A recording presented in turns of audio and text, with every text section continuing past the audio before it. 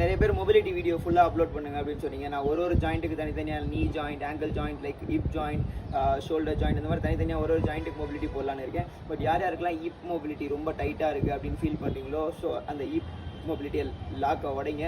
So இந்த பேசிக் எக்ஸசைஸை use பண்ணுங்கள். So எத்தனை ரெப் பண்ணுறது டிஸ்கிரிப்ஷனில் போடுறேன். ஸோ ஒன்று நோட் அவுட் பண்ணிவிட்டு ஸோ உங்களுக்கு ஃப்ரீயாக இருக்க டைமில் ஸோ பண்ணி ஸோ உங்கள் ஹிப்பை ஃப்ரீ பண்ணி